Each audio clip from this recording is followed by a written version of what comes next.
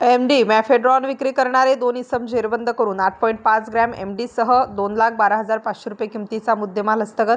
गुन्हे शाखा युनिट क्रमांक 2ची कामगिरी. गुन्हे शाखा युनिट क्रमांक 2 कडील अधिकारी व अंमलदार हद्दीत अवैधरित्या एमडी विक्री करणारे इसम यांची माहिती काढत गस्त करत गुप्त बातमीदारामार्फत बातमी मिळाली की रिक्षामध्ये बसून इसम नामे सुमित धाईजे तसेच शाकीर सय्यद यांच्याकडे एमडी अंमली पदार्थ असून ते नाशिक शहरातील छत्रपती संभाजीनगर रोडवरून मानूर गावाकडे जाणाऱ्या रस्त्यावर नाशिक येथे एमडी मॅफेड्रॉन पावडर या अंमली पदार्थाची विक्री करण्याकरिता येणार आहे. त्यावरून अंमली पदार्थ विरोधी पथकाने नाशिक शहरातील छत्रपती संभाजीनगर रोडवरून मानूर गावाकडे जाणाऱ्या रस्त्यावर नाशिक येथे इसम नामे सुमित अशोक धाईजे वय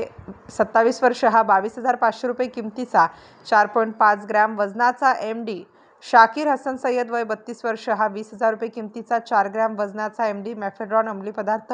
असा एकूण 42,500 रुपये किमतीचा 8.5 ग्रॅम वजनाचा एमडी मॅफेड्रॉन अंमली पदार्थ विक्री करण्याकरिता बेकायदेशीररित्या घेऊन कब्जात बाळगताना मिळून आले असून त्यांच्याकडून 1,50,000 रुपये किमतीची रिक्षा व 20,000 रुपये किमतीचे मोबाईल फोनसह एकूण 2,12,500 रुपये किमतीचा मुद्देमाल जप्त करण्यात आला आहे. स्टार न्यूजसाठी मोहसिन पठाण, नाशिक.